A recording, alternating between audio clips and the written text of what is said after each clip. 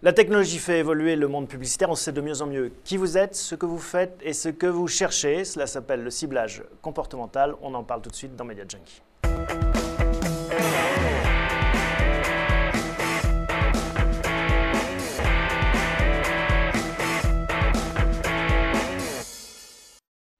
Pour parler du ciblage comportemental, deux invités, Ludovic Bonnet, bonjour. Bonjour. Vous êt le directeur marketing et communication d'IDTGV. Exactement. Et puis à vos côtés, on trouve Philippe Bénard, bonjour. Bonjour Thomas. Directeur pour la régie spécifique média, directeur pour la partie Europe continentale. On va commencer tout de suite par un petit mot de présentation. IDTGV, ça a été lancé il y a 6 ans maintenant. IDTGV, ça a été lancé il y a 6 ans, en 2004, effectivement. Ouais. On a aujourd'hui plus de 30 destinations sur la France. L'idée au départ, c'était de concurrencer le low cost aérien. Exactement. L'idée, c'était de lancer des prix bas sur du train, de manière à aller chercher la concurrence que le low cost aérien avait prise. Et on va voir avec vous que ça marche bien et comment justement vous utilisez le ciblage comportemental pour remplir ces trains. À vos côtés, donc Philippe, spécifique média en un mot. Alors, un mot, c'est très difficile, mais Alors, on va dire que c'est une entreprise mots. qui a une dizaine d'années, qui nous vient des États-Unis, d'Irvine, Californie, qui est le leader mondial des plateformes publicitaires spécialisées dans le ciblage comportemental. Et donc, ce qu'on fait globalement, c'est premièrement l'exploitation d'un réseau publicitaire premium, deuxièmement des technologies de ciblage, troisièmement, un ensemble d'analyses, d'accompagnement du client qui permettent d'être de plus en plus sophistiqués dans l'ensemble de ses actions. Et quatrièmement, évidemment, des équipes qui accompagnent tout ça pour que ça se passe le mieux possible. Alors, Ludovic, comment est-ce que vous utilisez le ciblage comportemental? Peut-être avant une première question, quelle est votre définition, votre approche du ciblage comportemental?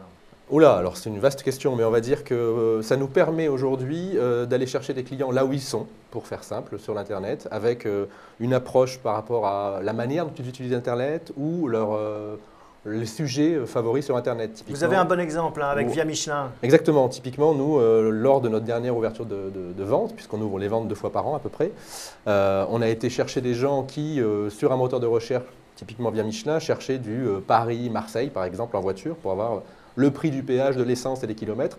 Et face à ça, on leur mettait une pub, Paris-Marseille à 19 €. Ouais. Donc, ils avaient une comparaison immédiate. Et on savait que c'est des gens qui étaient intéressés par Paris-Marseille pour voyager à ce moment-là, aux dates qu'on Et c'est ça vendait. tout l'intérêt du ciblage comportemental, c'est aussi le timing. On sait qu'on cherche à voyager et c'est là qu'on intervient. Comment est-ce que vous faites, Philippe, justement pour connaître ces internautes et ses besoins ou leur activité? Alors, vous avez tout à fait raison, Thomas. L'essentiel dans cette affaire, c'est d'arriver à cibler ce qu'on appelle des intentionnistes. C'est des gens qui sont dans un certain processus de considération ou d'achat.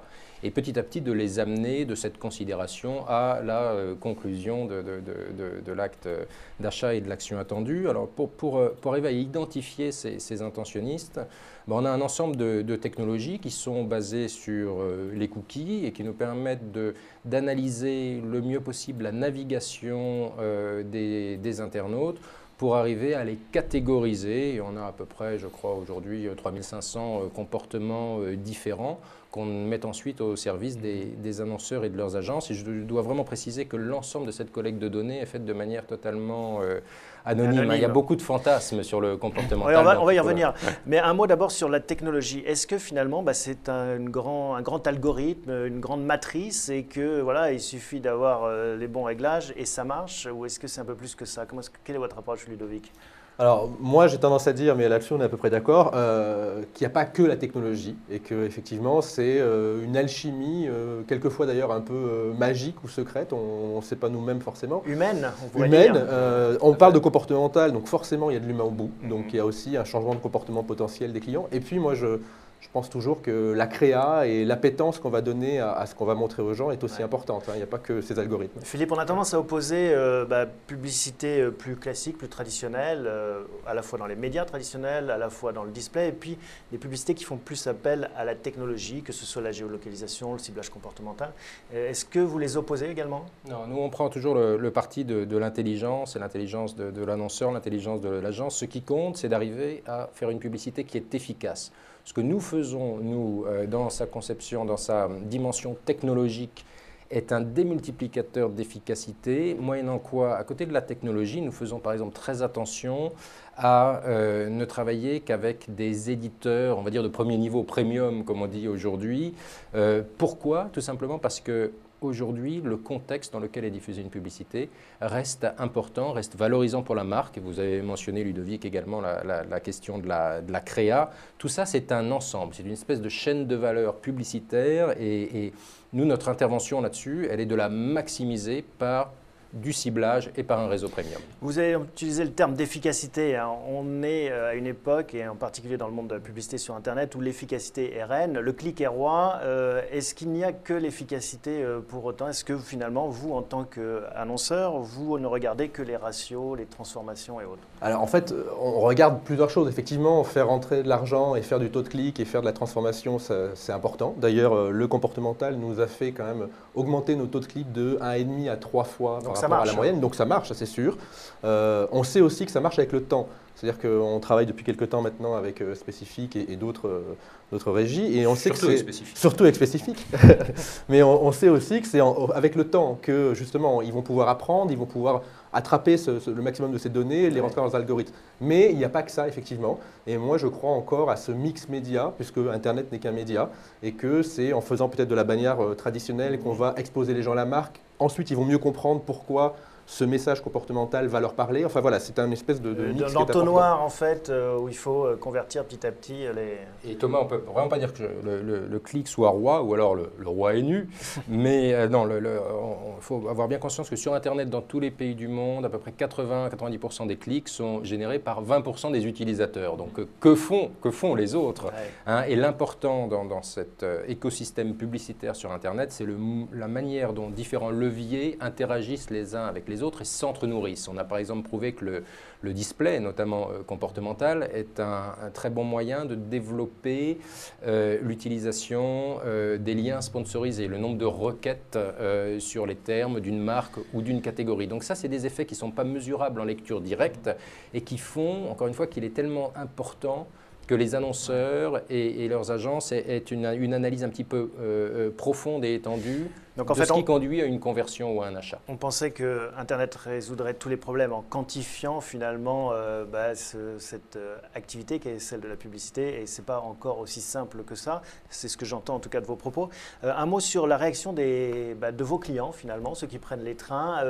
Jusqu'où est-ce qu'on peut mettre le curseur? Est-ce que vous posez aussi la question de se dire quand est-ce que le client a l'impression d'être cerné, qu'il est obligé de prendre finalement IDTGV et que ça va se retourner contre vous? Alors on n'en est pas encore là, hein, je pense qu'il va y avoir encore un peu de travail, mais on y fait très attention, effectivement, parce qu'à un moment donné, il ne faut pas que le client ait cette impression de dire « j'ai vu cette publicité, on me la montre à un autre moment, dans tel contexte ». On me suit, voilà, on a l'impression qu'on flic en permanence, et qu'il faut que j'aille à un moment donné sur leur site, sinon ils ne vont plus arrêter de… Donc il y a aussi des limites. Hein, D'accord. Et alors ça, justement, c'est vous qui devez les utiliser, ces limites, ou en tout cas les placer. C'est quelque chose qui est important, sur lequel vous travaillez? Je pense qu'il est important de bien doser la question de la répétition. Et on parle beaucoup sur Internet de couverture, on parle beaucoup de sites, et on ne parle pas assez de répétition. C'est qui est un axiome fondamental dans la publicité, c'est à quelle fréquence je dois exposer une personne à un message. C'était pourtant l'adage de la publicité traditionnelle, hein, le matraquage, le rabâchage, finalement, c'était un peu ça. Finalement, plus il y a d'exposition, plus on était content. C'est des courbes, même dans le offline, on le voit très bien. Au bout d'un moment, une publicité, on a atteint un seuil de répétition et on va créer l'effet inverse. C'est-à-dire qu'on peut créer une forme de rejet de la marque ou de dégoût parce qu'il y en a trop. On l'a tous vécu. Et la publicité, c'est de l'influence. Et on ne peut pas influencer si on ne respecte pas. Donc l'important, c'est respecter l'intelligence, en fait. Et entre autres, tout à fait, Thomas. Dernière question, on voit que ce monde publicitaire évolue très vite dans les nouvelles technologies. Est-ce qu'on est au bout de l'histoire, au début, au milieu? Est-ce qu'on va encore inventer beaucoup de choses en termes publicitaires? Quel est votre sentiment?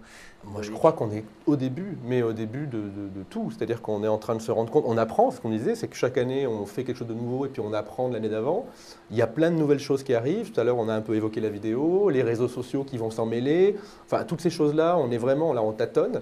Je crois que la plus grosse erreur, ça a été, ou en tout cas c'est pour plein de gens, de penser que le web, on peut tout mesurer. Et moi, je pense que c'est un média comme un autre. Alors, il a des spécificités. Il est en train de nous prouver qu'il est un peu protéiforme et qu'on ne le maîtrise pas.